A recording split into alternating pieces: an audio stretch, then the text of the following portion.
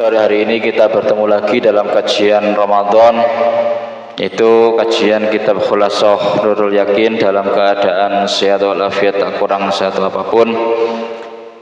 Dan semoga kegiatan kita setiap bulan Ramadan ini dicatat sebagai kegiatan yang istiqomah, dan semoga apa yang menjadi istiqomah kita senantiasa mendapatkan ridho dari Allah Subhanahu wa taala.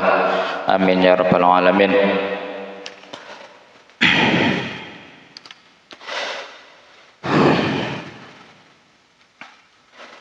Kita lanjutkan bagian ketujuh. Bismillahirrahmanirrahim. Qala al-muallifu rahimahullahu taala wa nafa'ana bihi wa bi ulumihi fid dharain. Amin amin ya rabbal alamin. Al-Fatihah.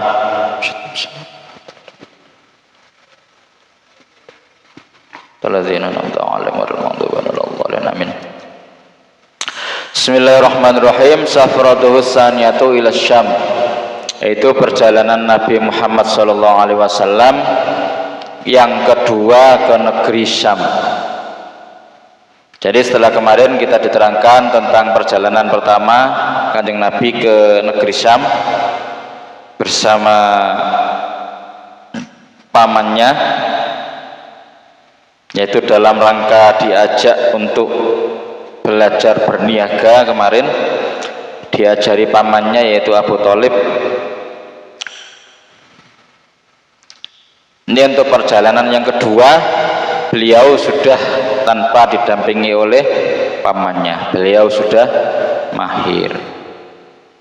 Kalau kemarin perjalanan yang pertama pada usia 9 tahun,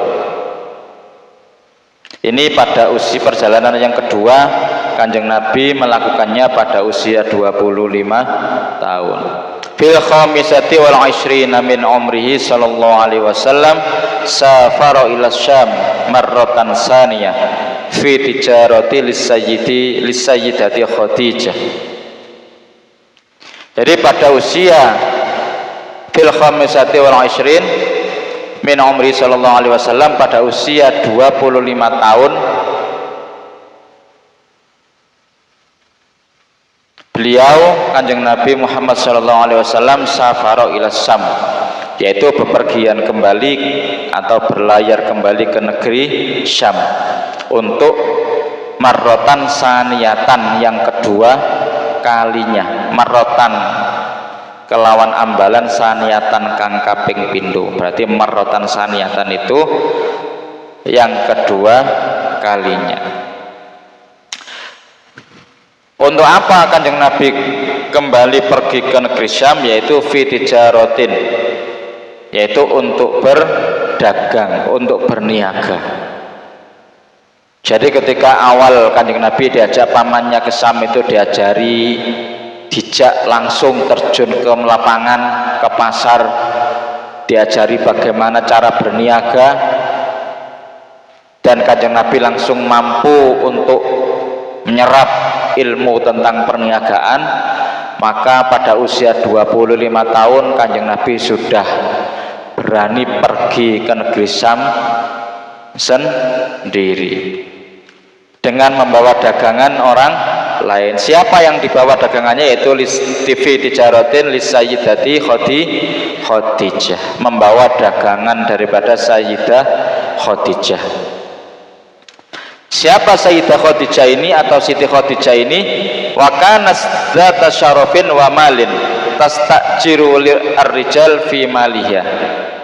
Wa kana dzata syarafin wa malin, yaitu Siti Khadijah ini adalah seseorang saudagar yang kaya raya dan juga mulia. Dzata syarafin itu seorang saudagar yang memiliki kemuliaan, wa malin, dan memiliki kekayaan. Saking sugene Sayyidah Khadijah, saking mulianya Sayyidah Khadijah, segala macam harta perniagaannya beliau pasrahkan kepada orang-orang, yaitu tastajiru ar-rijal fi maliyah. Segala bentuk perniagaannya, bagaimana mereka menjual jual belinya diserahkan kepada orang-orang lain. Siapa orang-orang lain itu? Ya orang laki-laki yang dipekerjakan oleh Sayyidah Khadijah dan digaji untuk menjalankan dagangannya. Salah satunya adalah Kanjeng Nabi. Kenapa kok tiba-tiba Sayyidah Khadijah ini kok memilih Kanjeng Nabi untuk dipasrahi, diberikan kepercayaan membawa dagangannya Siti Khadijah ke negeri Syam? Nah, wa qad ikhtarathu li hadzal amal li'annaha sami'at bi sidqihi wa amanatihi wa akhlaqihi asy-syarifati. Wa qad ikhtarathu lan teman-teman milih hu ing Kanjeng Nabi. Sapa sing milih? Yaitu Siti Khadijah lihadzal amal, terhadap pekerjaan ini. Jadi memang benar-benar bukan Kanjeng Nabi yang ngelamar, tetapi Siti Khadijah yang ngelamar, meminta Kanjeng Nabi untuk membawa dagangannya ke negeri Syam. Lapo? Li'annaha sami'at, karena Siti Khadijah ini sudah mendengar dari masyarakat, mendengar cerita dari masyarakat tentang Kanjeng Nabi, bahwa Kanjeng Nabi itu memiliki berbagai perangai yang patut untuk diacungi jempol. Salah satunya apa? Yaitu bisidqihi, tentang kejujuran beliau. Jadi sejak kecil Kanjeng Nabi ini sudah terkenal dengan kejujurannya. Terus wa amanati, dan tentang amanahnya, kepercayaannya. Jadi nek orang wis dari kecil memiliki amanah yang tinggi, diberikan kepercayaan oleh siapapun, maka amanah itu akan dijaga sebaik mungkin. Tidak ada cerita pagar makan tanaman. Beda dengan hari ini, banyak dari kita, ya apalagi teman-teman kita yang masih muda, ya, dipasrai kongkon ngeramut, kongkon jogo konconi, kongkon jogo harta bendai, ya. Ketika yang punya sedang berpergian jauh, kenapa pasrah kepada kita, kepada teman kita? Karena mungkin teman kita itu yakin bahwa yang dipasrai adalah temannya yang amanah, pasti aman sampai saya kembali. Tapi yang terjadi apa? Harta benda yang dipasrahkan, seseorang yang dipasrahkan akhirnya diambil sendiri. Akhirnya yang terjadi adalah pagar makan tanaman. Yang seharusnya pagar itu menjaga tanaman yang ada di dalam pagar itu, justru tanaman-tanaman itu dimakan sendiri oleh pagarnya. Itu istilah peribahasa. Jadi jangan sampai kita menjadi seseorang yang menjadi pagar yang makan tanaman dalam berbagai hal. Kapan itu bisa kita melatih? Mulai hari ini, sejak sampean ada dalam masa pendidikan, sampean mengenyam pendidikan dari SD, MI, SMP sampai SMA, MTS, aliyah. Kalau di pelajaran di pesantren mulai ula, wusto, itu harus ditanamkan sikap amanah ini. Dititipi opo ae ambek kanca kudu, misalkan dititipi barang 5 ya balik tetap kudu 5. Kalau cuwil dadi 4,5, omane cuwil dadi 4. Itulah salah satu bentuk amanah. Jadi Kanjeng Nabi ini sudah menunjukkan sikap itu sejak masa kecilnya. Wa akhlaqihi asy-syarifah, selain kejujuran dan amanah, dan Sayyidah Khadijah juga sudah mendengar bahwa perangai atau sikap atau tata krama akhlaknya Kanjeng Nabi ini sangat-sangat mulia. Padahal masih usia 25. tingkahnya Kanjeng Nabi, sikapnya Kanjeng Nabi sudah terdengar di berbagai tempat. Oh iku lho jenenge Muhammad yang punya sikap jujur, amanah, dan selalu bersikap memiliki akhlakul karimah yang tinggi kepada siapapun. Karena sampai ada cerita kan ya, ada seorang kafir Quraisy yang sangat benci dengan Kanjeng Nabi, yang setiap hari meludahi Kanjeng Nabi, ya, seorang buta, nenek buta.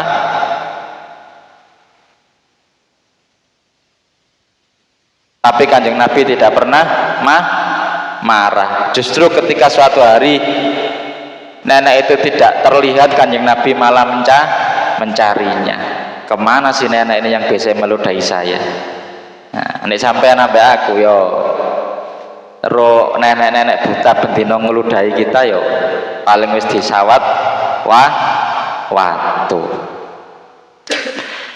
Jadi Sayyidah Khadijah ini sudah benar-benar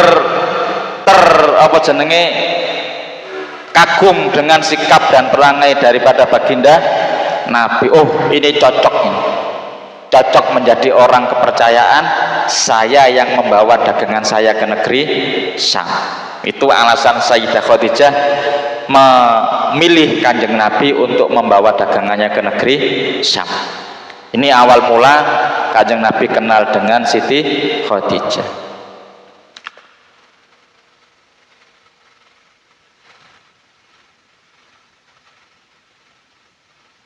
Tetapi Kanjeng Nabi hari ini kita tidak berangkat sendirian ke Syam, yaitu ditemani oleh pelayannya Siti Khadijah. Siapa namanya? Maka nama khadimuha Maisarah, yaitu pelayannya Siti Khadijah yang bernama Maisarah membersamai Kanjeng Nabi untuk berjualan di negeri Syam, ngewangi, ngancani terkait perniagaan ke negeri Syam. Faba'a wa bata'a wa raja'a birikin azimin. Nah ini. Dan ketika pulang mereka membawa keuntungan yang melimpah. Ini yang juga membuat Sayyidah Khadijah kaget.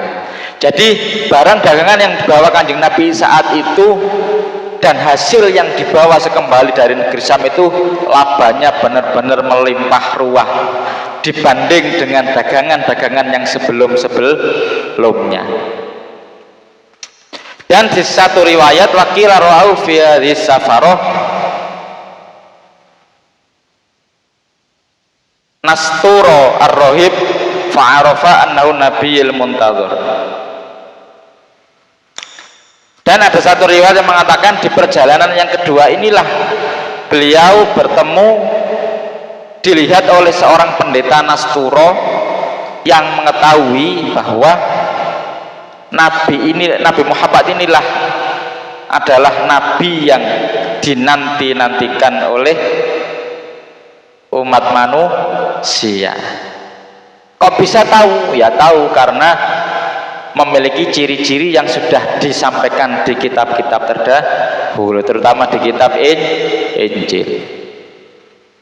Nabi itu ketika pergi kemanapun dia selalu dilindungi oleh awan. Roh awan teman ya. Nah, awan mesti ngedukur sirai Kanjeng Nabi.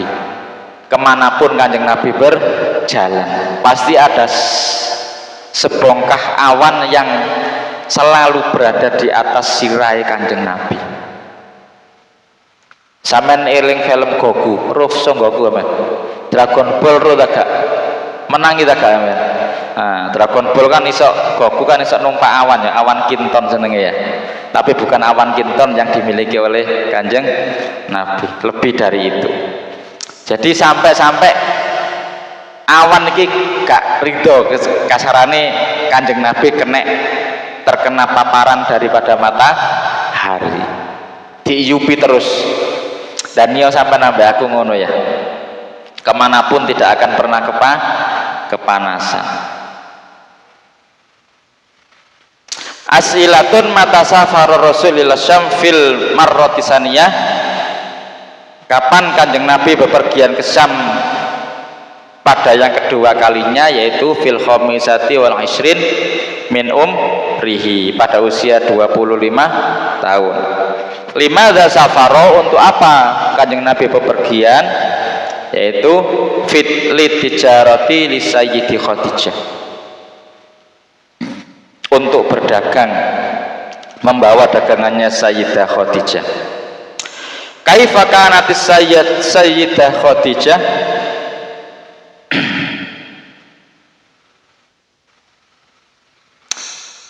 seperti apa keadaan Sayyidah Khadijah? Yaitu wa kanat zata syarafin wa malin. Sopo sih? Ya apa sih keadaan Siti Khadijah itu? Nah, situ ditanyakan.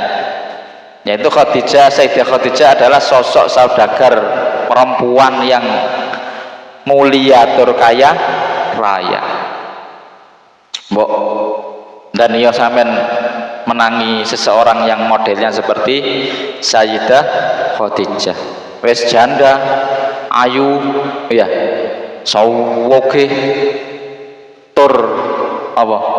Berperangai yang sangat lemah lembut. Kira-kira sampean ditemono ngono meskipun usia 40 no gelem nikah ta gak? Kira-kira sampean dilamar seorang janda yang usia 40 cantik, gelem nerima tak gak kira-kira? Iya. Cantik, penghafal Quran, sawoge ya. Duwe pondok pesantren. Nah, kira-kira aku yakin santri PPH kita Taman Solaya gak mungkin nolak. Limadza ikhtaratir Rasul li hadzal amal? Mengapa Sayyidah Khadijah memilih Kanjeng Nabi untuk pekerjaan ini?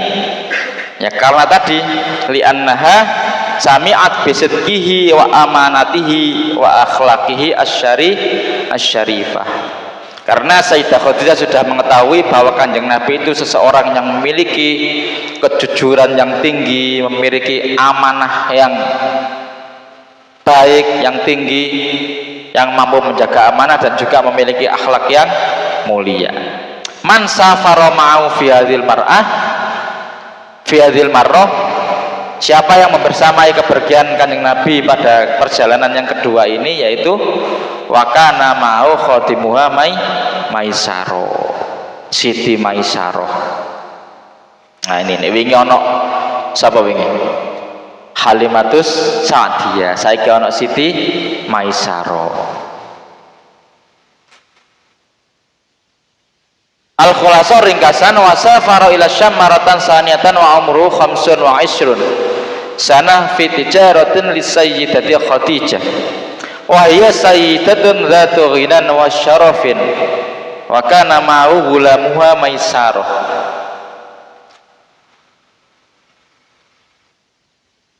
Dan Kanjeng Nabi bepergian ke Syam yang untuk yang kedua kalinya pada umur 25 tahun untuk menjual dagangan daripada milik Sayyidah Khadijah. Wa ya sayyidatun dzatu ghinan wa syarafin.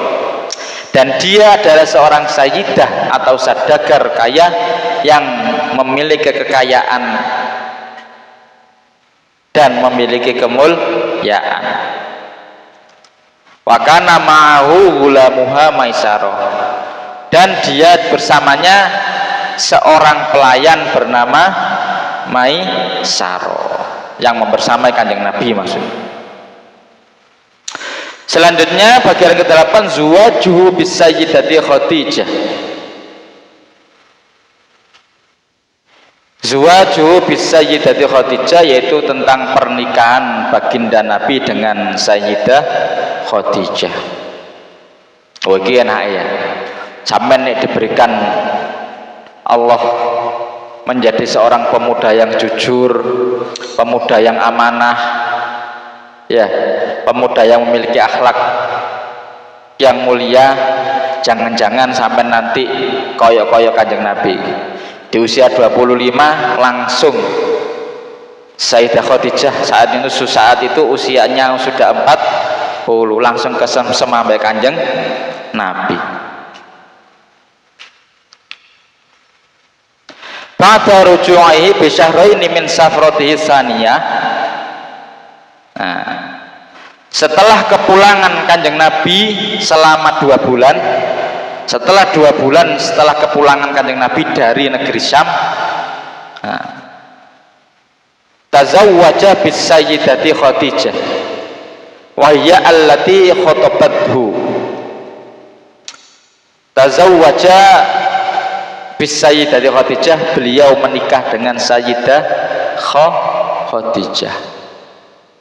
Oke, kayak selang 2 bulan dari menjalankan perdagangannya Siti Khadijah, langsung menikah ambek Siti Khadijah.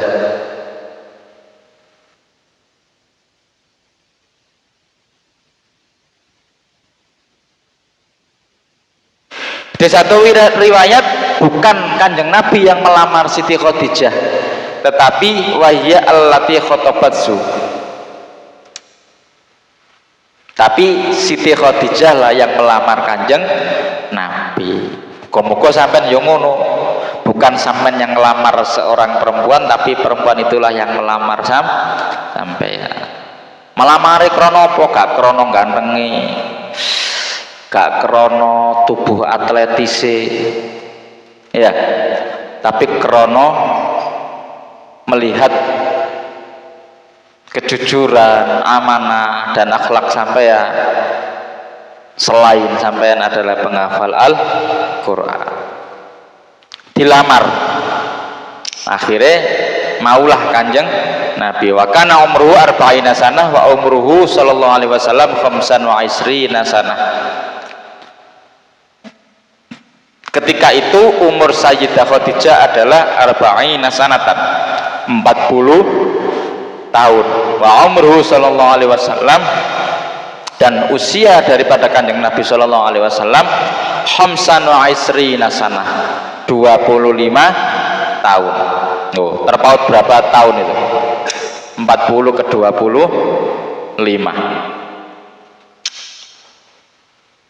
Gak apa-apa Pak, yang penting kumang ya, cantik, kaya, lemah lembut ya, menurut sama suami, taat pada suami. Itu yang harus dicari oleh para laki-laki, menjadi sosok makmum yang manut ambek imami. Tapi sampean juga harus mampu menjadi imam yang mampu mengayomi makmume. Ya, ibarat supir lho rek, malah supir ya, supir mobil, supir bus, supir ya wis supir angkutan lah. Nek supire kok iso ngenakno penumpange, supir diarani supir enak. Itu kan penumpangnya nek gak merasa pusing, gak merasa mabuk. Ya, ono supir angger iso nyupir. Pokoknya bauan tertok, karo gronjalan, karo tanjakan, karo ono jaglongan, pokoknya iso nyupir banter. Yang terjadi apa? Penumpangnya yang di belakang kalang kabut, mumbul-mumbul. Ro mumbul-mumbul zaman ya. Apa mumbul-mumbul itu? Lompat-lompat di dalam mobil. Begitu juga ketika menjadi sosok imam di dalam rumah tangga, ya kudu iso mengayomi orang yang ada di dalam rumah tersebut. Ada anak, ada istri, kudu iso. Gak oleh nuruti karepe suami tok, kudu saling bekerja sama, menyocokkan sesuatu yang tidak cocok. Ini yang perlu diingat ya. Sampeyan nanti mencari pasangan itu bukan untuk mencari kecocokan loh ya. Sampeyan nek kudu cocok no ambek kecocokane sampean, maka sampai mati pun gak akan ketemu sosok pasangan sampean. Ya. Karena sejatinya menikah itu adalah mempertemukan kedua sisi yang berbeda. Paham ya? Lek. Makanya artis hari ini menikah bulan Januari, bulan Juni wis cerai. Menikah bulan Juni, Agustus wis cerai. Alasannya saya sudah tidak cocok. Ya dari awal ya wis gak cocok dari apapun. Nah, tujuannya nikah itu untuk menyatukan ketidakcocokan itu, biar bisa berjalan seimbang, seirama. Contoh kecil, sampean tuku sandal kira-kira pernah nggak njaluk podo tengene kira-kira? Ya, sampean tuku sandal itu kan pasti satu sisi kanan, satu sisi kiri. Gak mungkin kan sampean njaluk, "Pak, aku tuku sandal kudu podo tengene karo." Iso sampean gawe kira-kira podo kanane. Ya, iso tapi ya malah kaya wong gak sepiro. Ana arek kok sandalan kok podo tengene karo digawe ya. Iso tapi kan bukan pada tempatnya. Apapun itu. Makanya rumah tangga pun harus seperti itu. Dan semoga kita semuanya dijadikan Allah sosok pemimpin rumah tangga, pemimpin anak-anak yang bisa menjadi panutan. Minimal sampean harus bisa mengajak istri sampean untuk lebih dekat kepada Allah, dan minimal ketika sampean gak sipiro cidek ambek Gusti Allah, mencari sosok istri yang mampu mengajak sampean untuk lebih dekat kepada Gusti Allah. Wes iku titik. Wa kana qablahu mutazawwijata bi abihalah. Sebelum menikah dengan Kanjeng Nabi, Siti Khadijah ini pernah menikah dengan seseorang yang bernama Abi Halah. Makanya disebut janda tadi, berarti wis janda berarti tahu menikah. Wa qad mata walahu waladun min hasmuhu halatu. Kemudian suaminya meninggal dan meninggalkan seseorang anak laki-laki bernama Halah. Ini jenenge putrane Siti Khadijah. Sampeyan selama ini kan gak arone Siti Khadijah duwe anak ya. Waduh, aku ya gak aro. Jadi Siti Khadijah sebelum menikah dengan Kanjeng Nabi mempunyai seorang anak bernama Halah, yaitu hasil pernikahan dengan suami yang pertama bernama Abi Halah. Waqat aqamat ma'ar rasuli 25.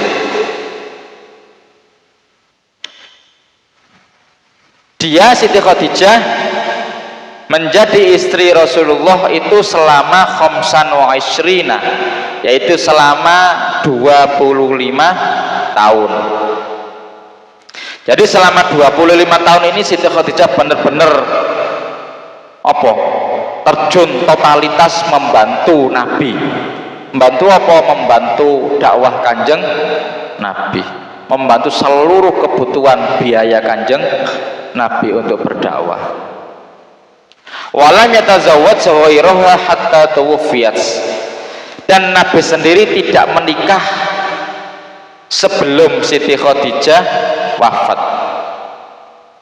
Ya, jadi selama 2 tahun ini istrinya Kanjeng Nabi cuman Siti Khadijah yang membersamai Kanjeng Nabi selama 25 tahun. Jadi Kanjeng Siti Khadijah ini menangi kerasulan Kanjeng Nabi selama 5 tahun. Ya, 40 diambil 25 kan ketemunya 20 ya. Nah, setelah usia 40 Kanjeng Nabi menerima risalah, ya, menerima wahyu pertama. Apa ya wahyu pertamanya? Surat apa? Iqra.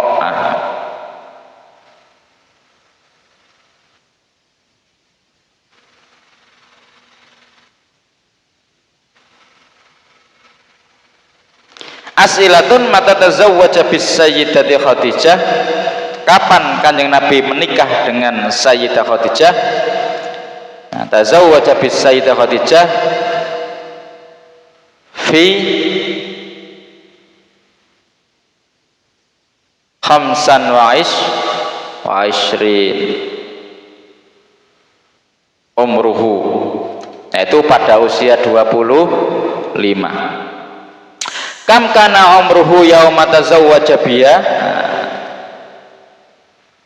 Oh, mata tadi berarti pertanyaannya ba'da rujui bi syahraini min safratis saniyah, yaitu setelah kembali setelah 2 bulan dari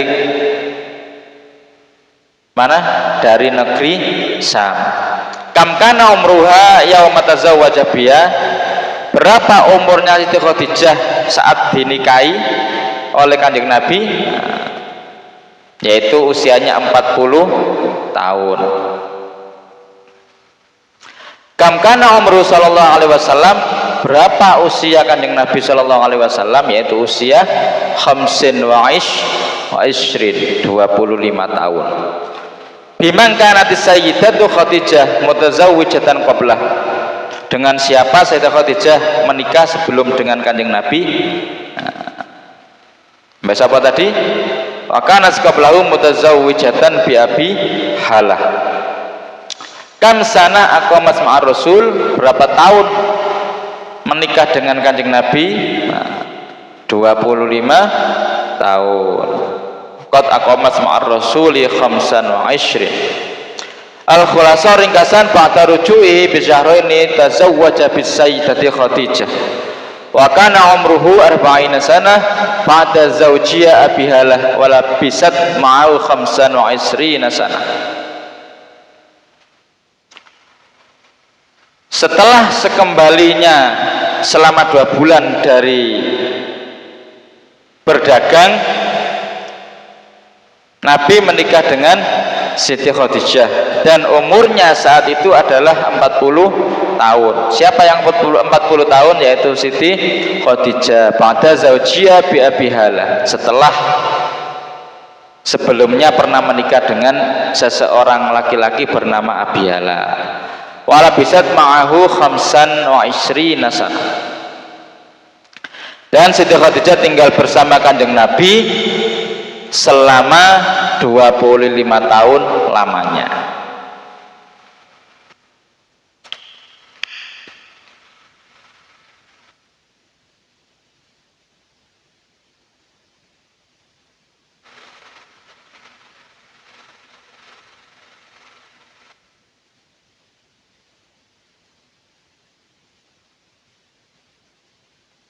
Selanjutnya hukmu baina Quraisyin fi wad'il hajaril aswad, yaitu keputusan Kanjeng Nabi di antara suku Quraisy tentang peletakan Hajar Aswad.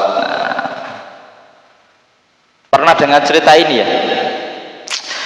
Jadi pada usia 35 tahun, ini cerita dulu. Waktu itu Ka'bah dibongkar total oleh bangsa Quraisy, suku kaum Quraisy waktu itu. Direnovasi, karena tidak salah karena kebanjiran waktu itu. Direnovasi total, akhirnya ketika peletakan Hajar Aswad terjadilah sebuah perselisihan. Masing-masing suku ingin menjadi yang pertama, yang bagian meletakkan Hajar Aswad di tempatnya kembali. Akhirnya ramelah, terjadi perselisihan. Akhirnya di situ disepakati, wis nek podo-podo ini gak ketemu, ayo membuat sayembara. Besok sing teko ngisi nang kene, nah, itu nanti diceritakan di situ.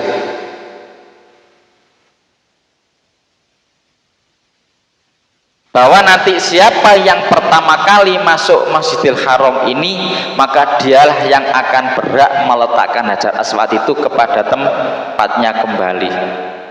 Oke, sepakat. Akhirnya semuanya pulang dan esok paginya kembali delok,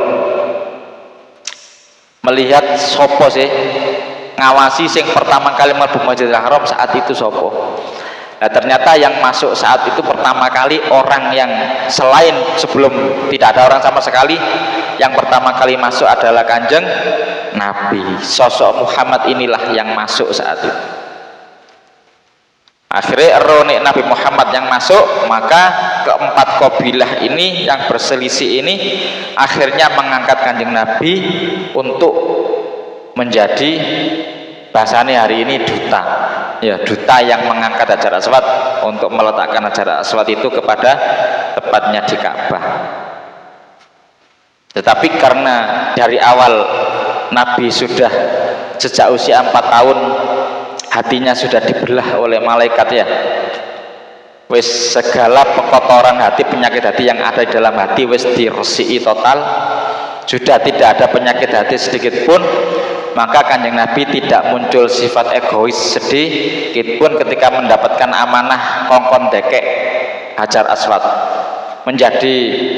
mendapatkan kehormatan meletakkan Hajar Aswad. Nek aku ambek sampean mungkin yo akan sangat senang sekali dapat kehormatan itu, dicekel dewe, ditempel-tempelno dewe. Tapi tidak bagi Kanjeng Nabi.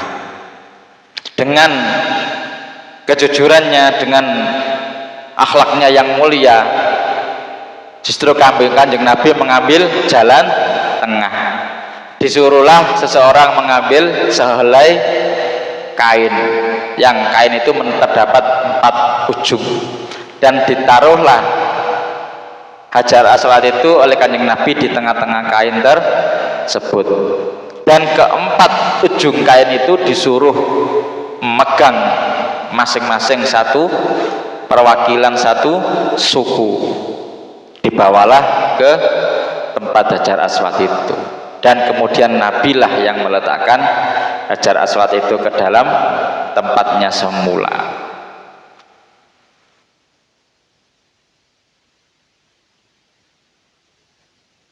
Dan dari sinilah saat itu kafir Quraisy sudah mengagumi sosok Kanjeng Nabi. Kok ono wong cerdas koyok ngene ya, kok punya pikiran gawe selembar kain dan batu itu ditaruh di atas kain itu, yang secara kesimpulan semua 4 kabilah itu sama-sama ikut bersama Kanjeng Nabi mengangkat Hajar Aswad. Jadi tidak ada kecemburuan sosial, dan itulah yang harus kita ambil pelajarannya hari ini. Ketika kita dijadikan pemimpin dimanapun itu, kita harus bisa mengambil jalan di tengah-tengah, tidak boleh condong ke kanan atau ke kiri, itu ya.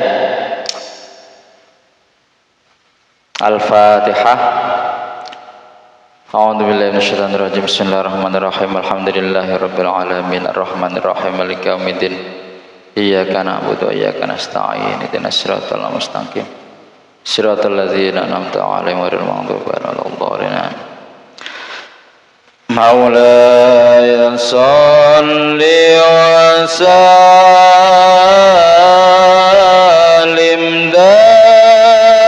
daiman abada ala habibika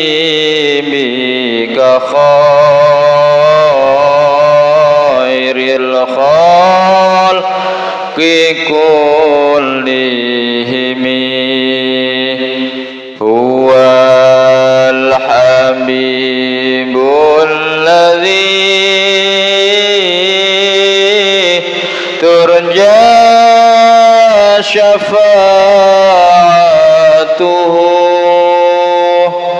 likulli hawli minal ahwali muqtahimi ya Rabbi bil Mustafa balligh maqasidana